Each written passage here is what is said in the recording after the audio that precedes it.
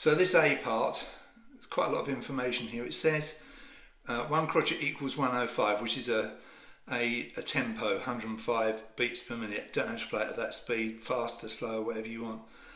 Pos H means home position, so this is a 4th button start instrument.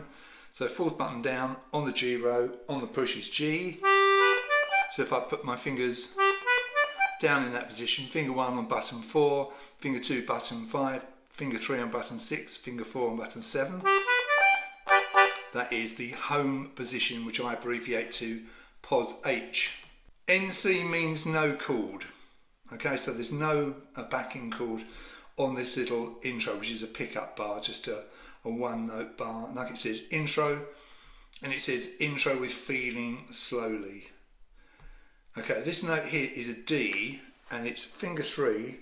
So I'm going to count 1, 2, 3, and come in on beat 4, and that's my pickup bar successfully negotiated. We've got our first note, hurrah.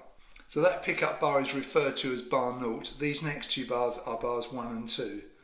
So this one and this one. Now in bar number 1, we're still in that home position, and we're going to press the same button and pull out to get E. Come to the button above, still pulling, and finger 2 will give us the note C.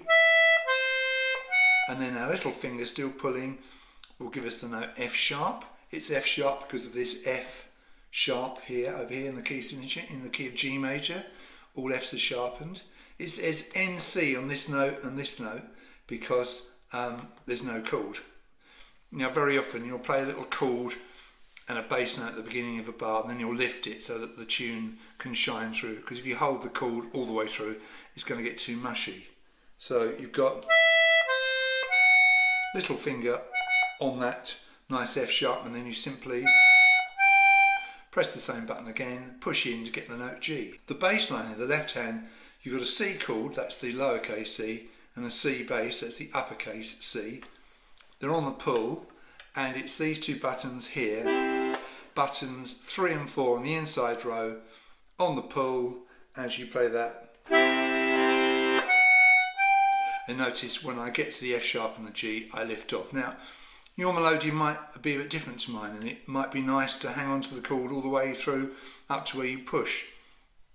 You'll just have to experiment with this. I'm not giving you a definitive thing here, it's just what works on this particular box. So with our pickup bar on that first bar, we've got this. Rather nice.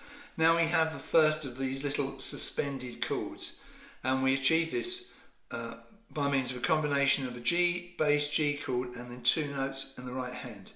Now you see one's got a normal head and one's got a diamond head. On my music, if I'm in the key of G, notes on the G row have normal heads, notes on the D row have diamond heads. Now what we've got here is a clash. If I play that, it sounds like a car horn, sounds terrible, doesn't it? Because it's 2 notes a tone apart, which is a no-no in music. But if I add, see how magically that smooths it out. If I add that G chord with it, it sounds lovely, and it's a G added second, the chord here. That's what we achieved with the combination of everything there. So we've got B on the G row, finger 2, and on the D row we've got the note A, finger 3. So in here, those 2 notes are a tone apart. Play them together with that G bass and G chord.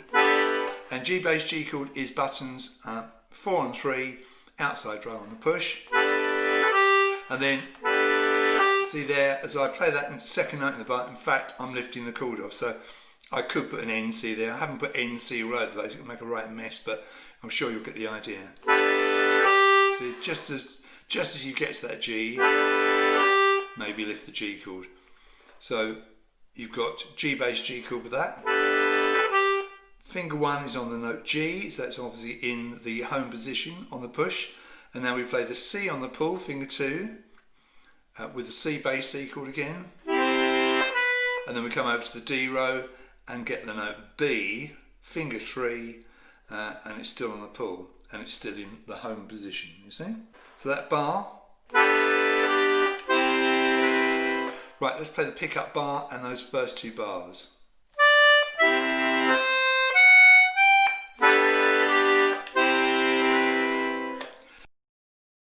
So you can see in this first bar we are in pos -1. So pos H is where I'm in the home position. On this 4th button start instrument, that means my 4 fingers are on buttons 4, 5, 6, 7. Pos -1 is 1 up from that. So I start my little finger on the note D, on the G row. It's a normal headed note. Just to remind you, in this tune, the notes on the G row have normal heads and the notes on the D row have diamond heads, something peculiar to my Melodeon sheet music. Now, you've got a dotted quaver, semi-quaver, quaver. So instead of going, you're going. So you've got long note, short note, medium note. So it's 1, 2 and 3, like that. And notice these 2 daggers underneath the 2nd and 3rd notes. It means you're going to be able to sound these 2nd and 3rd notes here without having to repress the button, because it's all on the same button. Push, pull, push. Like that. So just use the bellows to sound the notes. Notice where the basses fall. Right, you've got the D note with the G bass, and then you've got the G chord in between the D note and the E note. And make sure you lift your G chord off before you play the E note on the pull, otherwise you'll have an unwanted D chord, and then you play the G chord again with that 3rd note of the bar, which is D again. So you've got an pa pa, sort of solid pa pa. So you fit those right hand notes over that solid pa pa. Now the second half of the bar, very straightforward, just B, G, B, 4, 5, 6, finger 3, finger 2, finger 3, and they go exactly in time with the G bass and the G chords. So that bar, 1, 2, 3, 4, 5, 6, and then bar 41, second bar of the B section, we've got. We start off exactly the same as bar 40, but this time on the second half of the bar we do A, F sharp, A on the pull as we play D bass, D chord, D chord. Same buttons that we use for the G basses but on the pull. So that bar, put the 2 bars together.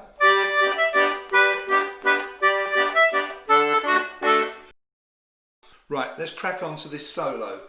And this is nowhere near as hard as the other solo, much, much easier.